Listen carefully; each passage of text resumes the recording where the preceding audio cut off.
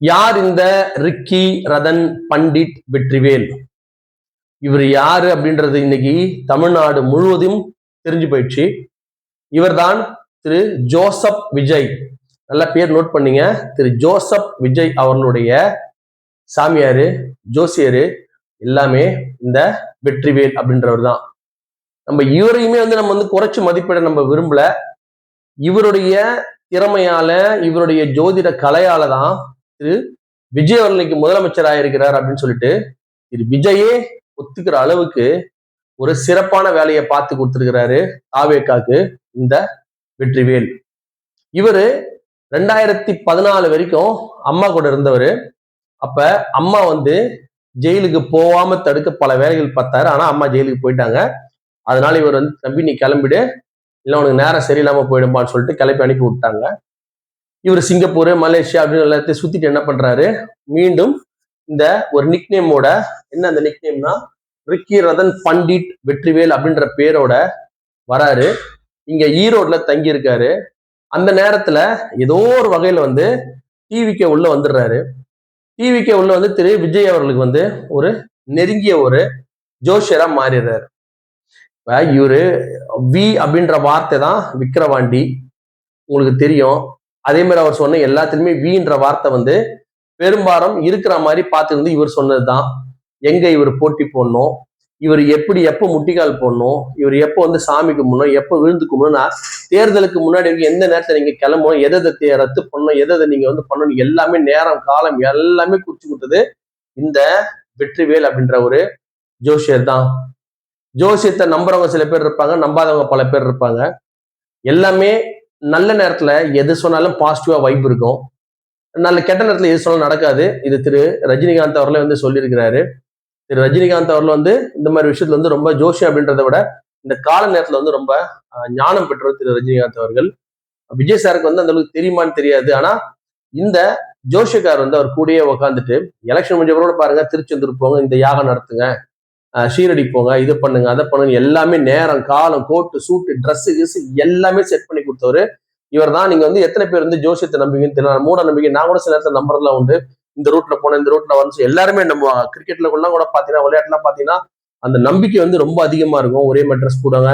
சில பேர்லாம் பாத்தீங்கன்னா கட்சி போயிட்டு இந்த இடத்துல பேண்ட்ல தொங்க விட்டுப்பாங்க. அந்த மாதிரி மூட நம்பிக்கை எக்கச்சக்கமா இருக்கும். ஆனா மூட நம்பிக்கை வேற, ஜோசியம் வேற. இந்த நேரத்துல இதை பண்ணணும், இந்த நேரத்துல இதை செய்யணும் அப்படின்னு சொல்லி ஒன்னொருத்துக்கும் நேரங்காலம் குறிச்சு கொடுக்கக்கூடிய ஒரு ஆளா இருந்தாரு திரு வெற்றிவேல் அவர்கள். சரி, எலெக்ஷன்ல முடிஞ்சிச்சு, அவர் அரசியல் ஜெயிச்சிட்டாரு, அரசியல் அதெல்லாம் எந்த விதமான பிரச்சனையும் கிடையாது. ஒரு தனி மனிதனுக்கும் தனிப்பட்ட சில எண்ணங்கள் இருக்கும், சில செயல்கள் இருக்கும். இதை நம்புவாங்க, நம்ப மாட்டாங்க.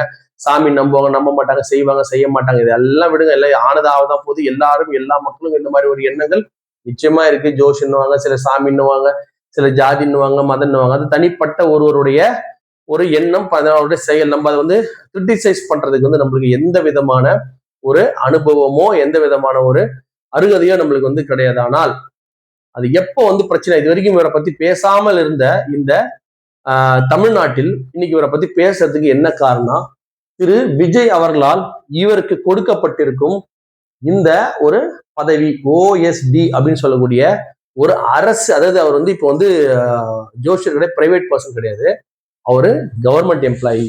அவருக்கு அரசுல அவருக்கு ஒரு ஒரு வேலை போட்டு அவருக்கு சம்பளமே கொடுத்துட்டாங்க. அந்த அளவுக்கு ஒரு வேலை கொடுத்துட்டாங்க கவர்மெண்ட். என்னப்பா வேலை அப்படின்னு சொல்லி சொன்னா அதுதான் சிஎம், நம்முடைய திரு விஜய் அவர்கள் இருக்கார் இல்லையா, சீஃப் மினிஸ்டர், அவருடைய ஆபீசர் ஸ்பெஷல் டியூட்டி. சிஎம்மோட ஆபீசர், அவருடைய ஸ்பெஷல் டியூட்டில இருக்காரு. ஆபீசர் ஸ்பெஷல் டியூட்டி அவருடைய பேர். என்ன பண்ணுவாங்க அப்படின்னா, சீஃப் மினிஸ்டர் கூடயே இருக்கணும். அவர் காலைல அங்க இருந்து வீட்டுல இருந்து கிளம்பினார்னா அவர் கூடயே ஒரு கார்ல உட்காந்துட்டு அவர் வேலை என்ன அப்படின்னு என்ன நினைக்கலாம், வேலை சார் இந்த மாதிரி இந்த கோப்புல சைன் பண்ணுங்க, அந்த கோப்புல சைன் பண்ணுங்க, அதெல்லாம் கிடையாது. சார் லெஃப்ட் போங்க, சார் ரைட்டு போங்க, சார் இந்த பேனா பாக்கெட்ல வைங்க, மஞ்சள் கலர் பாக்கெட்ல வைங்க, பொட்டு இந்த சிவப்பு பொட்டு வைங்க, தலையில இன்னைக்கு இந்த அப்படி தலை வாருங்க, அப்படி தலை வாருங்க, இந்த பேண்ட் இந்த கோட்டு போடுங்க, இந்த ஷூ போடுங்க, இந்த மாதிரி சொல்ற ஒரு ஸ்பெஷல் டியூட்டி ஆபீசர் தான் திரு வெற்றிவேல் அவர்கள். இந்த வேலையை தான் திரு விஜய் அவர்கள் இன்னும் எந்த அதிகாரிகள் நியமிச்சாரோ இல்லையோ நம்மளுக்கு தெரியல. ஆனா எல்லா வேலையை விட்டுட்டு முதல்ல திரு வெற்றிவேல் அவர்களுக்கு ஒரு ஜோஷியக்கார எடுத்துன்னு நம்முடைய சிஎம் ஆபீசருடைய ஸ்பெஷல் டியூட்டியில போட்டுட்டு ஒரு மிகப்பெரிய பேசும் பொருளா ஆக்கி விட்டுட்டாரு. ஆனா இதெல்லாம் யாருமே விஜய் ஃபேன்ஸ் எல்லாம் கேட்க போறதும் கிடையாது, விஜய்க்கு வாக்களித்து ஒத்துக்க போறதும் கிடையாது. அவங்களுக்கு வேண்டியது என்ன? விஜய் சார் அழகா இருக்காரு, நெத்தியில பொட்டு வச்சிருக்கிறாரு, நல்லா தலைவாரி இருக்கிறாரு, சூப்பரா கியூட்டா இருக்கிறாரு, கியூட்டா ரியாக்ட் பண்றாரு, அந்த மாதிரி சில விஷயங்கள். திராவிட கட்சின்றதே வந்து உங்களுக்கு தெரியும், இது திராவிட பாரம்பரியம், தமிழ் பாரம்பரியம் எல்லாமே கொண்டது இந்த தமிழ்நாடு. திராவிட கட்சிகளும் தமிழ் தேசியம் பேசக்கூடிய கட்சிகளும் வந்து இதை எவ்வளவு எதிர்ப்பாங்கன்னு தெரியும். இதுக்கான எதிர்வினை என்னென்ன வரப்போகுதுன்னு தெரியல. ஆனாலும் திரு விஜய் அவர்கள் தன்னுடைய சொந்த விருப்பத்தை வந்து அவருக்கு எடுத்துன்னு வந்து ஒரு கவர்மெண்ட் எப்படின்னா, நீங்க கவர்மெண்ட் அவர் ஆபீசரா இல்லைன்னா அவர் கூடயே உட்கார முடியாது அப்படின்றது ஒரு மிகப்பெரிய பிரச்சனை இருக்கு. அது என்னமோ தெரியல, ஏன் வந்து விஜய் சார் வந்து இந்த மாதிரி ஒரு ஜோசியத்துல எப்போ அவருக்கு அவ்வளவு நம்பிக்கை ஆச்சுன்னு சொல்லி தெரியல, ஏன் இவ்வளவு நம்பி இந்த மாதிரிலாம் பண்றாருன்னு நமக்கு புரிய மாட்டேங்குது. நம்ம ஏற்கனவே வந்து பல பிரச்சனை மண்டையில ஓடிட்டு இருக்கும் போது இந்த மாதிரி ஒரு பிரச்சனை வேற அவன் எக்ஸ்ட்ரா வருது. ஆனா இதை தாவேகா ரசிகர்களும் தாவேகாவுடைய அந்த தொண்டர்களும் அவருக்கு வாக்களித்தலும் வந்து இதெல்லாம் ஒரு விஷயமா எடுத்துக்கணும் ஏற்கனவே சொல்லியிருந்தேன். ஏன்னா அவங்களுக்கு வேண்டியது வந்து மறுபடியும் நான் சொல்ற மாதிரி விஜய் சார் என்ன ஃபைனலா பண்றாரு, சின்ன சின்ன விஷயம் அவங்க வந்து கேர் எடுக்க போறதும் கிடையாது, அதை பத்தி அவங்க தெரிஞ்சுக்க விரும்ப போறதும் கிடையாது. ஆனால் தெரிந்தோ தெரியாமலோ இந்த ஜோஷியரை அவருடைய ஆபீஸ் ஸ்பெஷல் டியூட்டில போட்டது என்னென்ன பின்விளைவை ஏற்படுத்துன்றதை நம்ம பொறுத்து தான் பார்க்கணும்.